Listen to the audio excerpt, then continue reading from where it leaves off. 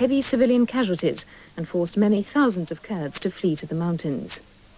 Earlier, Iraq's new Prime Minister, Saadun Hamadi, told the nation that reconstruction and reform could begin now that the sectarian sedition had breathed its last breath.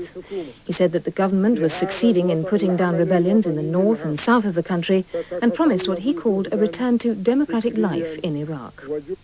ITN's Middle East correspondent Brent Sadler reports now on the first Kurds to return to the town of Halabja in northern Iraq, the scene of a notorious chemical attack on the town by Iraqi forces 3 years ago.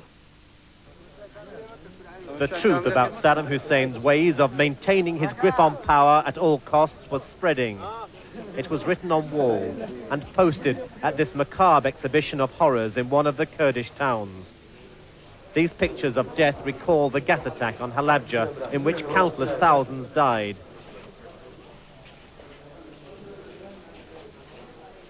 They'd heard the rumors, but this was the first time they could see it for themselves. Today, the town of Halabja is reawakening after 3 years of enforced silence and emptiness.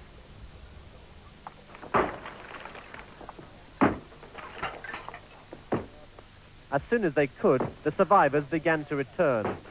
Some 2,000 people, a tenth of the original township, went back immediately and were attempting to rebuild their homes. At this slow rate, with wholly inadequate tools and equipment, it would take them years to complete. Providing that was, the Kurds retained control of their areas.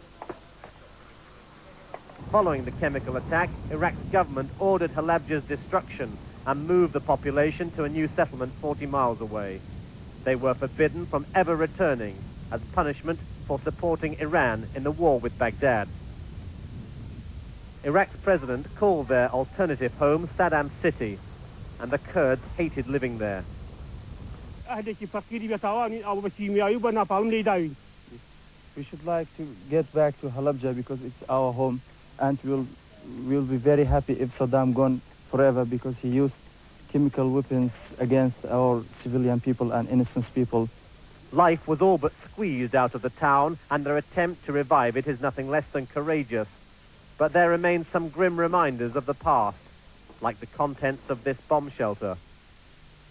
The unrecognizable remains of some victims were found here among the blood-stained mattresses. They were removed and put into a shallow grave. The family's name was scribbled on a wall to remind people of who they were and how many died. There are crushing odds against these people succeeding in turning back the clock. They have no electricity, no communication, poor water, hardly any money to rebuild the devastation, and virtually no food. This woman was preparing an edible form of grass to feed her family of 6 children. At the other end of town, a food wagon was besieged by hungry people. They could only buy 1 small bag of potatoes each. Nothing else was on sale. No one told the people of Halabja to go back. No one is saying whether or not it's healthy for the families to return, or how long their freedom to stay will go on. It is dangerous for children to be here. This boy was carrying the warhead from an old anti-tank rocket. If Saddam Hussein defeats the Kurdish rebellion, they can expect harsh reprisals.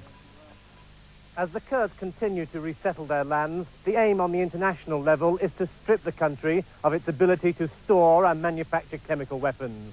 No Iraqi leader would then be able to repeat the horror committed here. Brent Sadler, ITN, Halabja, northern Iraq.